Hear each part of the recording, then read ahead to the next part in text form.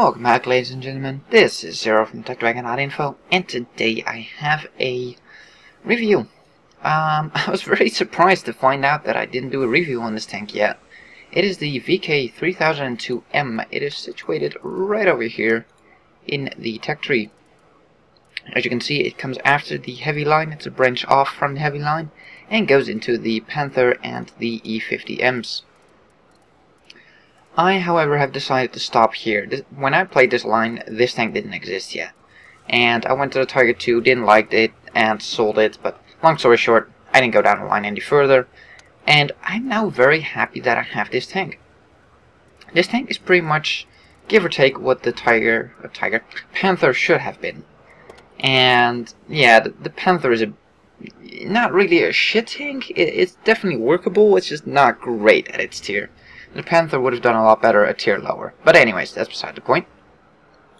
Today we're going to take a look at this tank. And let's quickly grab the guns here. And the final gun. I sold or reused that gun, so that's why I don't have it on there. So as we can see here, this is a small selection, of course, of tier 6 mediums, but it should still give you some idea of what we're dealing with here. Rate of fire is 14.29. It's slightly less than the Japanese tank, but quite a bit more than the Russian and Chinese. The Russian is, of course, pretty much the same gun. That's why I picked this one, because I actually own this one, but the gun is almost identical. Penetration with 150 is only, well, not the highest, only trumped by the Japanese at 155. Most of the tier 6 guns are around 120 range, so it does have quite a substantial amount of penetration for its tier. Damage is pretty average with 135. Japanese has 130. The American 75mm guns have about 120 damage, or 115, somewhere along those lines, so it's pretty average for damage, but it does have that great rate of fire, which is higher than most, not higher than Japanese, but than most. 0.35 accuracy is one of the most accurate tier 6 mediums, which is very nice. Aim time at 2.3 seconds is pretty standard, only the Japanese has better. So that should give you an idea where it is gun-wise. It's pretty much one of the best for its tier, I would have to say. The Japanese technically has the better gun, but it's the rest of the tank that just lets the gun down massively, so you know. Then, of course, the tank, that we shouldn't forget about is its equal tiered medium brother, the VK3001D. Now, if we pull up the stats here real quick, keep in mind that this one doesn't have the top turret in its configuration, so the things will change a little bit.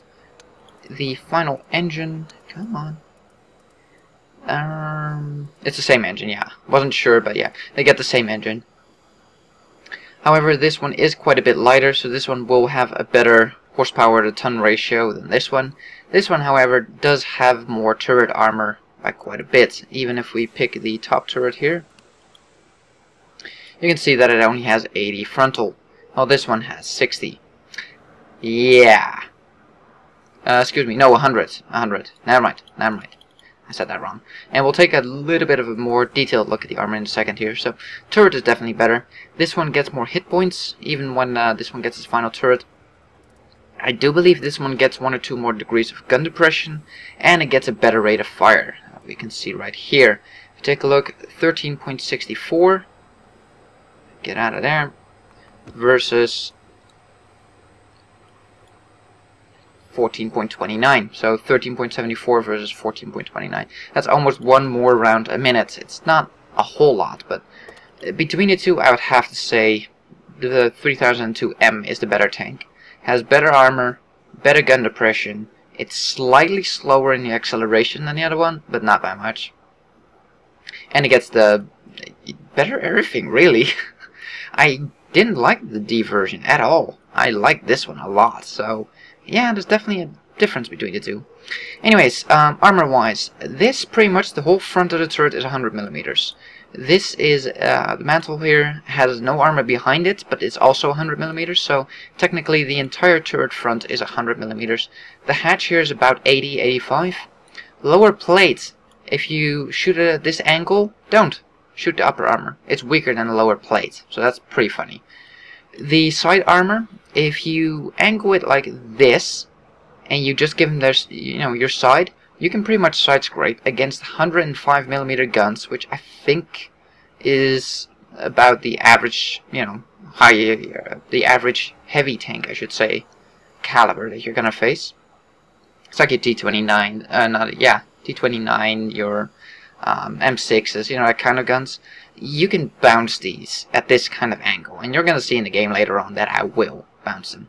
So this is currently auto bounce for a 105mm gun at this angle. If it's 120mm, you're probably gonna have to angle it like this-ish for an auto bounce on your side, so a little bit less because overmatching. I'm not gonna go into it, but trust me.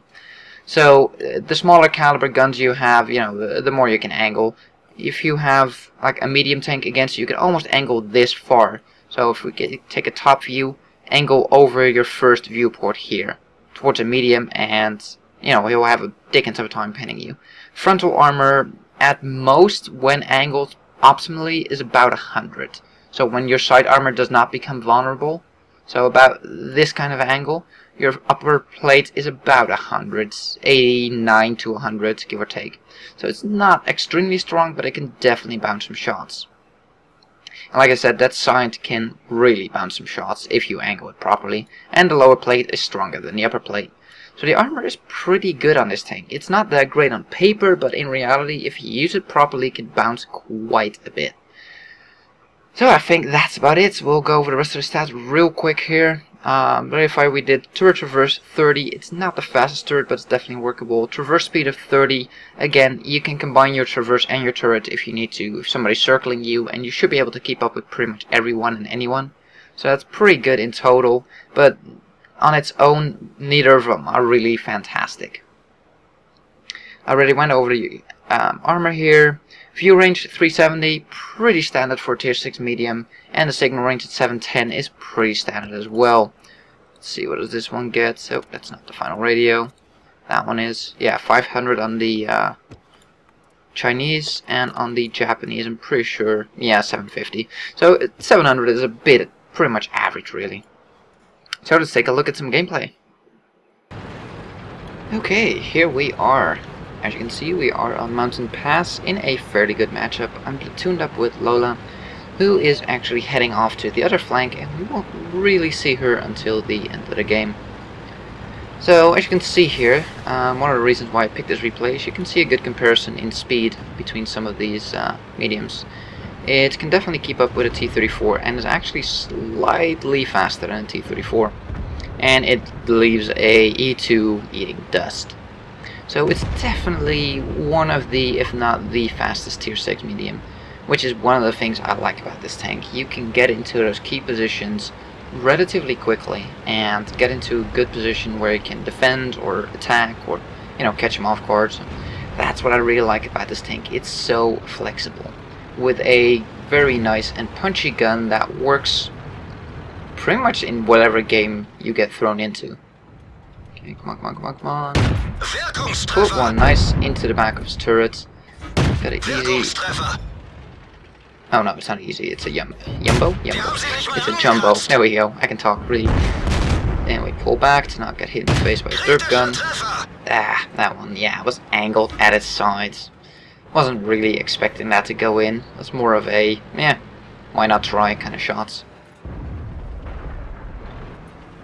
And yeah, like I said before, the thing I liked on this tank over the D version of the tank is that you actually have some depression. With the D version you have a lot of problems where you just cannot function because you can't get your gun down to point at the opponents. And that's a big problem, and you have that so much less with this tank. So right here I'm thinking, this T-34 is going for it, I gotta back him up. And he definitely wants to attack, so I'm assuming he's gonna help me out here. I get shot in the face, put one into him, I see the T-34 moving up, I decide, okay, I can't leave him here, can't leave him hanging. Okay, he gets finished off, now we have the Jumbo here. So he puts in tracking shots, we're nice and behind him, they both bounce, and I finish him off. We continue on straight towards the Tog here. I just hope for good luck, fire my first shot, and we finish him off. And it was actually Lola putting in his shot from the other side of the field there. Put one into this comet as he reverses. As you can see, the accuracy on this gun is great. Another reason why I love this tank so much. Nah! Even though that wasn't fully zoomed in, that shot exactly went where I was aiming. Now, it was just a, oh, well, I'm not going to get another shot, so let's just fire one shot, but... yeah, this tank is just quite resilient. And that's just... it's... I don't know how to describe it, really. It's just... not enough lead on that one. That was just my mistake, not the tank. This tank, to me at least, has been very good in being flexible, and that's what medium tanks should be. Except for the Super Pershing, because that's the most inflexible tank in the game. But yeah, this thing is just really good at being flexible. I mean, we're going up this hill, we're still going 15, 14, only now that we're slowing down to 13. It's just, it is good acceleration, a really good gun, has some depression. It's not, you know, it's a German tank, it doesn't have brilliant depression, but it has accuracy, and it has a great rate of fire. That means you can take out nearly anyone with that rate of fire. There we go, it just bounced a shot from a team heavy. Yeah, that one bounced. Oh, I know, I hit the wrong part of his armor. There's like an extra plate there at the machine gun port. Yeah, finish him off. He didn't have a chance. This thing can take out 88s. If I have a position where I can retreat to not get shot in the face, because he will outgun me. But if I have somewhere to retreat that I can pick my shots at him, so I'm not, you know, in the middle of a field against him, I will die. But if I have an option to retreat, so I can, you know, between my shots retreat, come back and shoot, I can take out an 88 with this thing pretty damn easily, frontally. Because of that rate of fire plus accuracy. I can hit his hatch 99% of the time. It's not that difficult to take him out. And I know that most tanks can do it, but can you do it without taking too much damage from him? Because 88s have that rate of fire. Come on, come on, come on. Lola finished off another person. And there we go. Finish off the S35 CA. And that was pretty much it for me. I know this wasn't the best game, but I kind of wanted to show you guys the mobility and capabilities of this tank. I do have a lot more VK3002M games up on the channel. I'll see what I can do with linking towards them, so you can find them all. Not sure how I'm gonna link them, but you'll see probably something pop up right about now if I don't forget. And if I forget, point it out in the comments, please. So yeah, you can take a look there, because I've already uploaded multiple great games in this tank, and I didn't really feel the need to upload any, you know, put any more games in here, because this one was more to show you the diversity of what this tank can do in speed and all that. This thing cruises at 54, 55 on, you know, as you can see, grassland, so it's speedy. I know I've named these a couple of times, but it's speedy. It has some depression, as you can see right here. Take a look, as you can see, it does have some depression. It's not the best in the world, but it definitely has some depression. Punchy gun, good rate of fire. What more do you want on a medium? For me, this is probably the best tier 6 medium, I have to say. Definitely the one I enjoyed the most, by far. And this one is a keeper in my garage. So yeah, that's about it. I'm just gonna drive around the map here until we cap, and Lola's just sitting on cap. She was pretty damn crippled from the fight. And we're never gonna find this last person. He is a M5 Stewart. I have no idea where he was hiding. Maybe up at Ice Road, maybe behind our base, I have no idea, but he's just gone. And Lola is just so damaged that she's just gonna sit on cap and cap it out, and I really don't care at this point. That little shit is hiding, that M5 Stewart. He is just trying to make it into a draw. So I have no problem with her capping. Her engine was damaged, I think, even, so let's take a look at the stats. So here we are with the stats. It was a Mastery Badge First Class. Still not bad. High caliber medal. Hit his track and killed his track, and we killed his track, well damaged it. As you can see, it wasn't a brilliant game, but it was, yeah, that's the little shit that was hiding. He's pretty much done nothing the entire game, just went hiding. Thank you for playing, I guess. We did top damage in our team. Apparently it wasn't enough to get more experience than him.